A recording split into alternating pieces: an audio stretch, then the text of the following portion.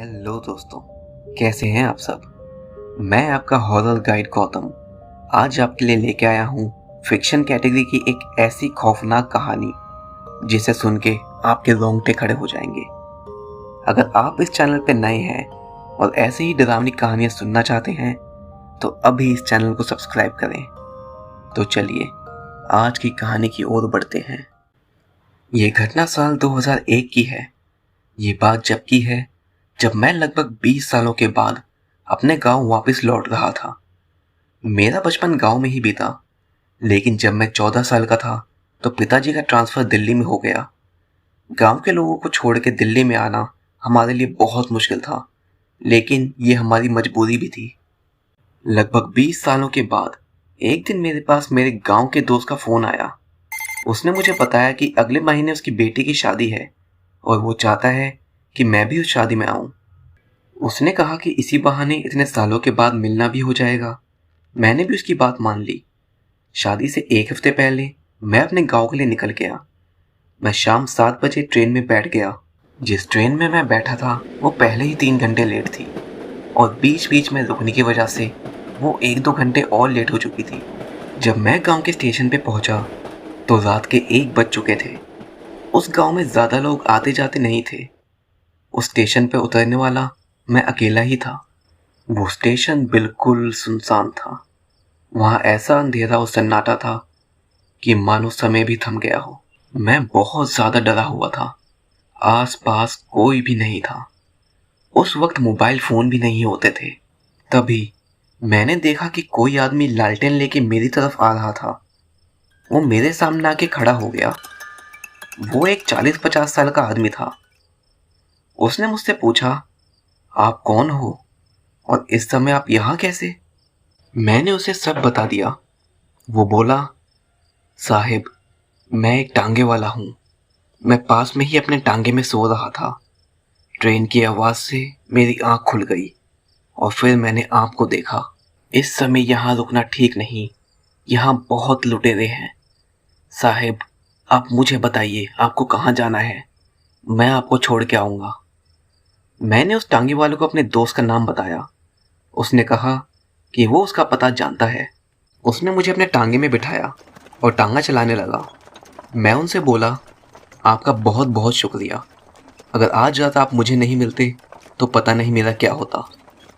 वो टांगे वाला हंसते हुए बोला, साहिब, ये तो मेरा फ़र्ज़ है। आप सिर्फ अपने दोस्त के ही नहीं, हमारे भी मेहमान हैं। उस टांगे वाले ने बताया कि मंजिल तक पहुंचने में हमें 1 घंटा लगेगा। उस टांगे वाले ने अपने टांगे पे नीला पेंट करवाया हुआ था और उसने टांगे के पीछे अपना नाम भी लिखवाया हुआ था। उसका घोड़ा काले रंग का था और वो बहुत तगड़ा भी था। वो टांगे वाला बोला, रास्ता बहुत लंबा है। जब तक आपके दोस्त का घर नहीं आ जाता, क्या आप एक कहानी सुनना चाहेंगे?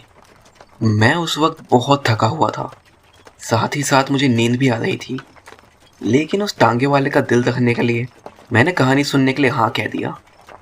उस टांगे वाले ने कहानी सुनाना शुरू किया। कई साल पहले इस गांव में एक औरत रहती थी जो झाड़ फूक और जादू टोना किया करती थी। जब गांव में कोई बीमार होता तो वो उसी औरत के पास जाता। कभी कभी तो उस औरत ने उन लोगों का भी इलाज किया था जिन्हें बड़े बड़े डॉक्टर भी ठीक नहीं कर पाए। वो औरत गांव के लोगों का भविष्य भी बताती थी, लेकिन इन सब के बदले वो उन लोगों से कुछ लेती भी थी। वो उन लोगों से उनके बच्चों के खून की कुछ बूंदें चढ़ावे के तौर पर मांगती थी।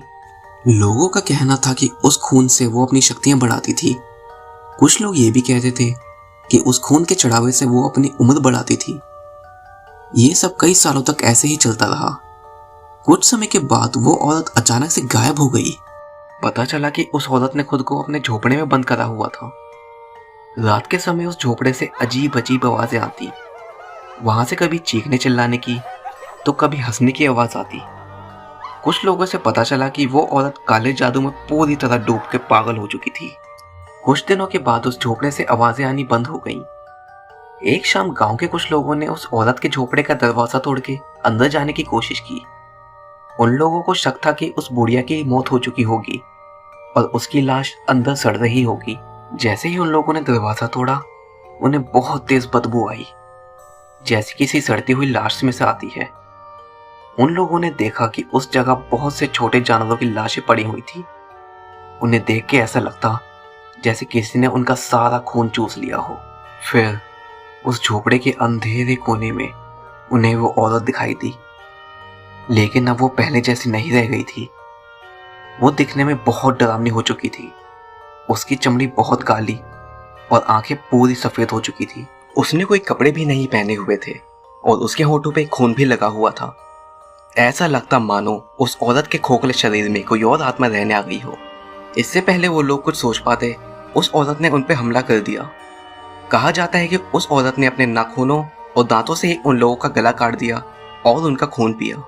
उनमें से एक आदमी वहां से जिंदा बच पाया था और उसने सारी कहानी गांव वालों को बताई। ये सब सुन के गांव के लोग बहुत डर गए थे। अब उस गांव में एक ऐसे शैतान की दहशत थी जिसने एक ऐसे शरीर पे कब्जा किया हुआ था जो कभी इन गांव वालों के लिए एक फरिश्ते जैसी थी। वो औरत तंत्र मंत्र के उन आयामों में चली गई थी जो इंसानों के काबू से बाहर है। इसी वजह से उसने गलती से एक ऐसे शैतान को अपने शरीर में आने का मौका दे दिया जिससे छुटकारा पाना नामुमकिन था। कहा जाता है उस दिन के बाद से कई लोगों ने उस औरत को जंगल के इलाके में देखा और कई उसका शिकार भी बने। उस टांगे वाले की कहानी सुन के मुझे थोड़ा डर तो लगा, लेकिन मैंने उसे अपने चेहरे पे नहीं आने दिया। वो टांगे वाला बोला, साहिब, लगता है कि आप भूत प्रेतों में विश्वास नहीं करते। मैं बोला, तुम्हारी कहानी तो अच्छी थी, लेकिन मैं इन अंधविश्वासों को बिल्कुल भी नहीं मानता। ये सब बातें बस गांव वालों को डराने के लिए बनाई जाती हैं। वो टांगे वाला बोला, क्या आप ये नहीं जानना चाहेंगे कि उस औरत का क्या हुआ? मैं बोला, हाँ हाँ क्यों नहीं, सुनाओ। वो टांगे वाला बोला, वो तांत्रिक औरत जिसमें एक शैतान की आत्मा का वास था दिन ब दिन शक्तिशाली होती जा रही थी। उसका जिस्म भी बहुत बदल चुका था। वो किसी जानवर की तरह चलती। गांव वाले उससे तंग आ चुके थे क्योंकि वो उनके पशुओं को मार डालती या कभी कभी उनको अपने साथ ले जाती। ऐसे ही एक दिन एक किसान शाम के समय टांगे से आ रहा था। उसके पास कुछ खेती के औजार भी थे। ठंड का मौसम होने की वजह से अंधेरा भी बहुत हो चुका था। अचानक उस टांगे वाले ने टांगा रोक दिया। टांगे में सवार उस किसान ने पूछा, क्या हुआ? तुमने यूं अचानक टांगा क्यों रोक दिया? टांगे वाला बोला, बाबूजी, आगे रास्ते पे कोई लेटा हुआ है। अंधेरे की वजह से मुझे साफ तो नहीं दिख रहा, लेकिन वहां कोई तो है। वो किसान जो टांगे में बैठा हुआ था बहुत लंबा चौड़ा था। वो बोला, तुम यहीं रुको और मेरे औजारों का ध्यान रखना। मैं अभी देख के आता हूं कि आगे ये कौन लेटा हुआ है। वो किसान टांगे से उतर के जाने लगा। जैसे जैसे वो उस चीज के पास पहुंच रहा था वैसे वैसे ही हवाएं भी तेज होती जा रही थी। वो किसान जब उसके पास पहुंचा तो उसने देखा कि वो एक औरत है जो मुंह के बल लेटी हुई थी। उसके बाल और नाखून बहुत लंबे थे। वो टांगे वाला भी उनके पीछे पीछे आ गया था। उस टांगे वाले ने जैसे ही उस सड़क पर लेटी औरत को देखा, वो समझ गया कि वो वही औरत है जिसने गांव में आतंक मचा रखा है। वो टांगे वाला चीखा, साहिब, वापिस आ जाइए, वो औरत एक शैतान है। उस किसान का ये सुनना ही था कि अचानक उस औरत ने किसान पे हमला कर दिया। वो एक जानवर की तरह गुर्रा रही थी और उसका गला दबाई जा रही थी। तभी वो टांगे वाला भागते हुए आया और उस औरत को धक्का दे दिया। अब वो हैवान टांगे वाले के पीछे पड़ गई थी। वो अपने दांतों से उस टांगे वाले का गला काटने लगी। वो टांगे वाला खूनम खान हो चुका था और बहुत तड़प रहा था। तभी वो किसान अपने औजारों में से एक कुल्हाड़ी लेके भागता हुआ आया और उसने उस शैतान का सिर काट के अलग फेंक दिया। उस चुड़ैल का सारा ध्यान उस टांगे वाले का गला काटने और उसका खून पीने में था। इसी गलती की वजह से उस किसान को मौका मिला।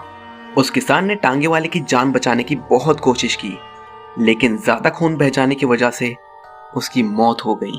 उस टांगे वाले का कोई परिवार ना होने की वजह से गांव के लोगों ने मिलकर उसका अंतिम संस्कार किया। गांव के पंडित जी ने उस औरत का भी अंतिम संस्कार किया। उसकी लाश को खेत में ही जलाया गया। उस दिन के बाद से गांव में वापस शांति फैल गई। उस टांगे वाले की कहानी खत्म होते होते मेरे दोस्त का घर भी आ चुका था। मैंने उसे शुक्रिया कहा। मैंने उसे किराया देना चाहा, लेकिन उसने मना कर दिया। वो बोला, इस गांव में हम अपने मेहमानों से पैसे नहीं लेते। मैंने भी उसका सम्मान करते हुए ज़्यादा जिद नहीं की और उसका शुक्रिया करके वहां से चला गया। अगली सुबह मैंने अपने दोस्त को सब बताया कि कैसे मुझे रात को वो टांगे वाला मिला। मेरा दोस्त बोला, जैसा टांगा और टांगे वाले का हुलिया तुम बता रहे हो, ऐसा तो इस गांव में कोई भी नहीं है। वैसे भी अब तो इस गांव में रिक्शे ही चलते हैं और टांगे बहुत कम ही देखने को मिलते हैं। जिस औरत की कहानी तुमने बताई वो मैंने भी गांव के बड़े बुजुर्गों से सुनी है। मुझे समझ नहीं आ रहा था कि वो टांगे वाला कौन था। 2 दिन के बाद मैं शादी अटेंड करके वापस जा रहा था। मैं शाम के समय ट्रेन से जा रहा था। जैसे ही ट्रेन चलनी चालू हुई, मैंने देखा कि शाम के हल्के अंधेरे के बीच दूर एक टांगे वाला लालटेन लेके खड़ा हुआ है। मैंने उसे ध्यान से देखा तो पता चला कि वो तो वही टांगे वाला था जो मुझे उस दिन मिला था। मैं उसे देख के उसकी ओर हाथ हिलाने लगा, लेकिन वो तो ऐसे खड़ा था जैसे उसमें कोई आत्मा ही ना हो। मैंने देखा कि उसके गले पे चोट के निशान थे। ट्रेन आगे बढ़ने लगी और वो गांव का टांगे वाला और उसका टांगा वहीं रह गए।